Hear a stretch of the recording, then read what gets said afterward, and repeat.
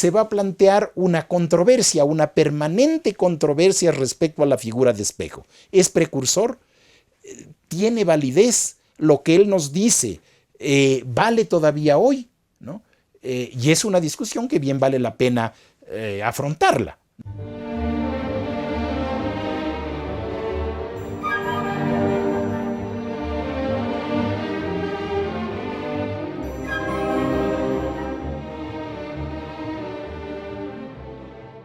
Espejo vivió un momento sumamente importante, que es la segunda mitad del siglo XVIII, desde 1747 hasta 1795.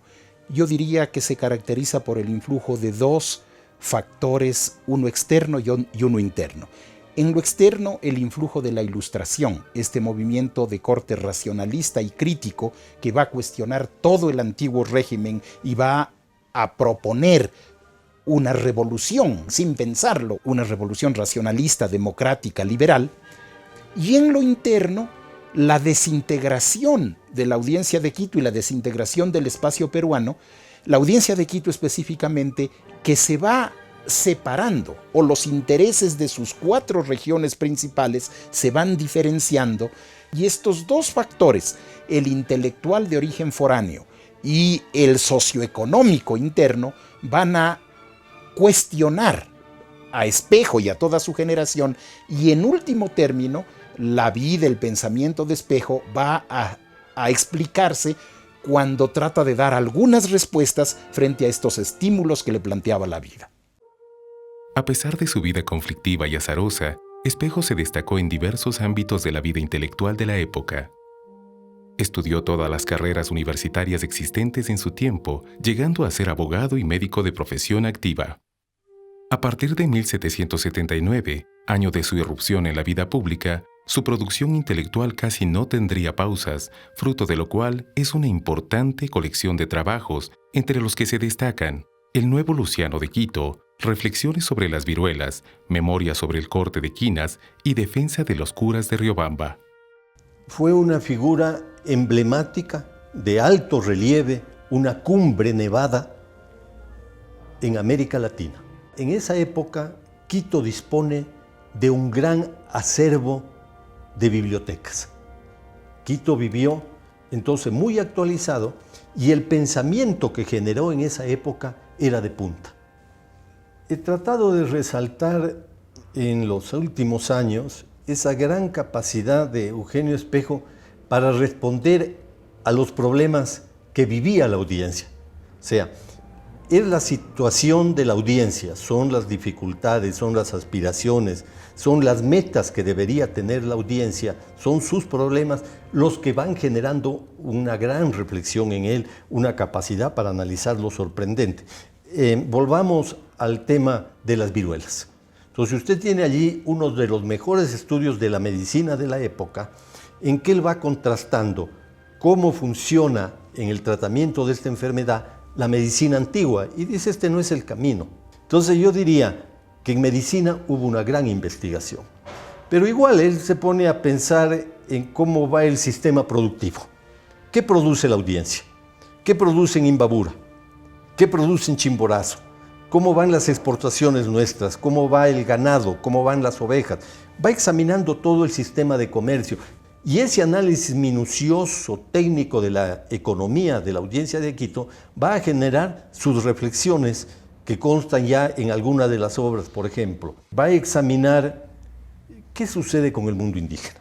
En un libro que tiene un título especial, y uno dice con ese título cómo se puso a analizar lo indígena, ¿qué tiene que ver? Le tituló Defensa de los curas de Riobamba. Uno diría, Defensa de los curas, hacer un libro religioso. No. Es uno de los mejores análisis sobre el mundo indígena de la época. Hay un reconocimiento general en la historia ecuatoriana de que fue el precursor de la independencia, pero también ha sido visto como un gran investigador, por ejemplo, en el área de la medicina, en el área de la salubridad. Sus estudios llegaron a tener un gran impacto incluso en la corona. Es un precursor también, diría yo, en el campo de la literatura. Los primeros análisis sobre el estilo antiguo y cómo superarlo están en Espejo, ¿no? Y así se podría ver en él a una figura polifacética con grandes avances en el campo de la traducción, en el campo del periodismo, etc. ¿Qué significa ser precursor? No puede significar, como algunos han dicho, que él fue el gran visionario que planificó en detalle lo que iba a ser su país en el siglo XIX y XX, pero sí en el sentido de que Espejo plantea una reorganización social incorporando los elementos de la Ilustración que no podían realizarse dentro del antiguo régimen. Y el imperio español era un imperio del antiguo régimen.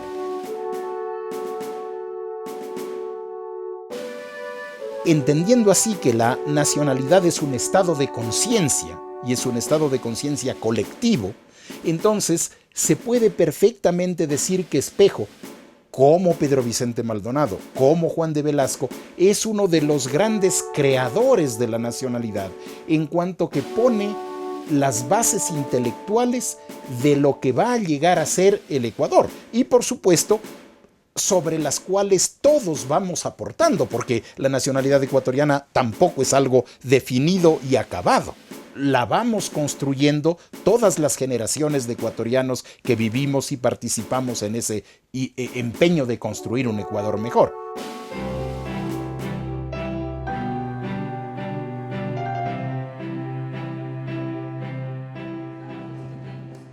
Soy actor de los recorridos nocturnos del Museo de la Ciudad. Hago dos personajes, un indígena ciego del siglo XVI que se llama Pascual y un estudiante universitario del siglo XVIII, que en el año de 1792 es ya discípulo de Eugenio Espejo.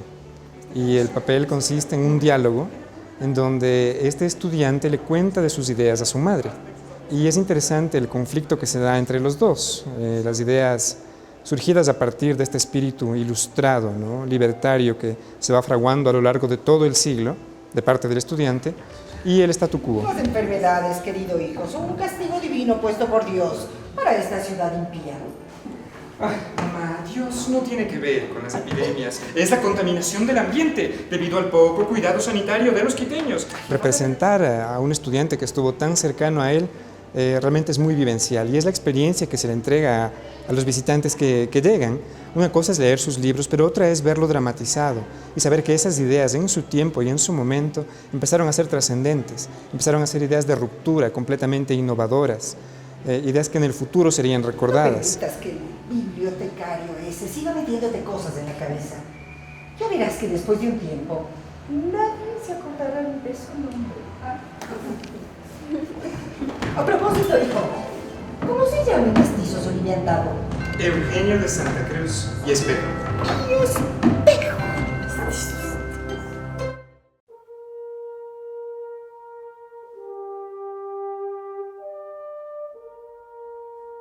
Cuando hablamos de Eugenio Espejo nos referimos a uno de los mejores ecuatorianos de todos los tiempos.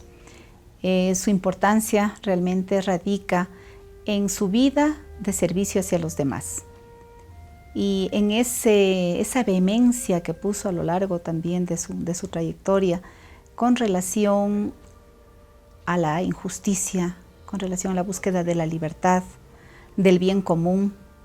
Reconocemos en él al precursor de nuestra independencia. La mejor evidencia de la presencia de Eugenio Espejo en esta institución y en quienes hacemos la institución es ese amor que tienen nuestros estudiantes y ese cariño que tienen por su institución. Tienen una identidad al 100%, tanto los niños como los adolescentes. Y eso es producto básicamente del acercamiento que a través de diferentes actividades, tanto internas en cada uno de los paralelos y años, cuanto externas, en las cuales la institución se involucra también con la figura de Espejo, lo que le han dado esta identidad de toda la comunidad educativa.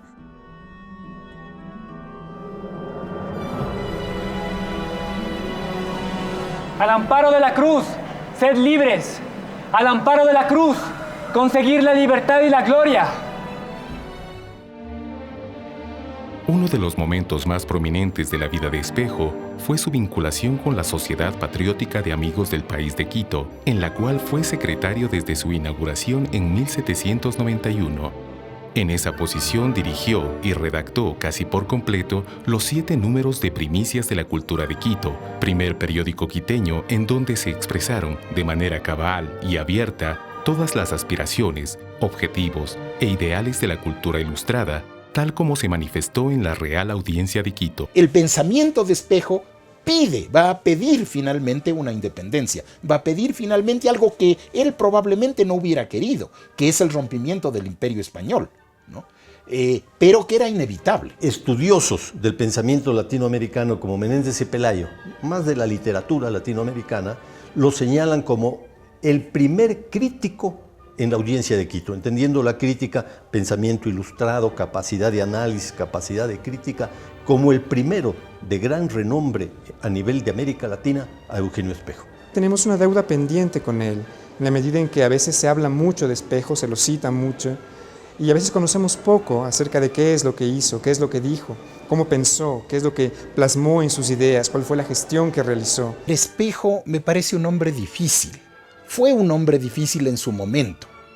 Y ahora, 200 años después, 200 y pico de años después, es un hombre en el que se nota el paso del tiempo. Sus escritos ya son difíciles de leer para un ecuatoriano del siglo XXI. Además, el sueño de Espejo es un sueño que ha sido ampliamente superado, ¿no?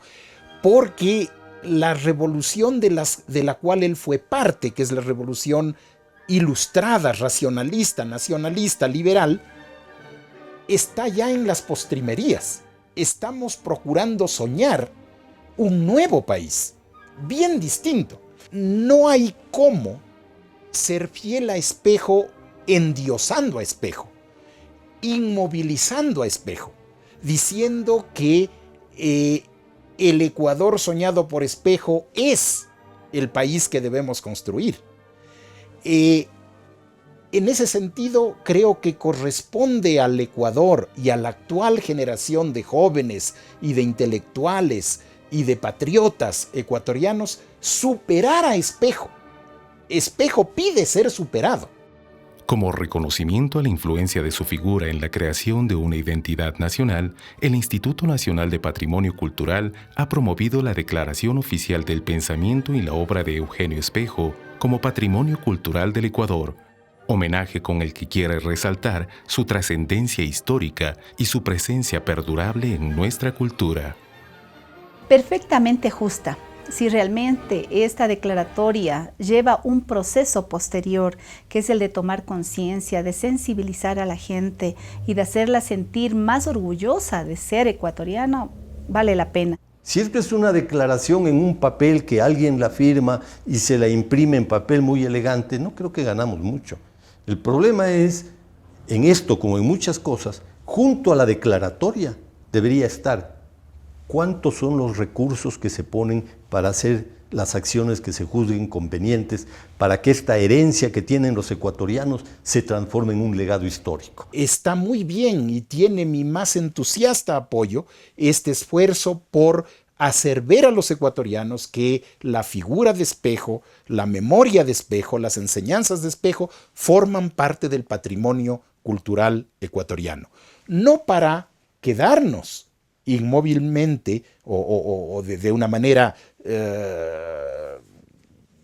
rígida en lo que Espejo propone, sino para, partiendo de una base tan interesante, saltar hacia adelante. Eso es lo que Espejo hubiera hecho.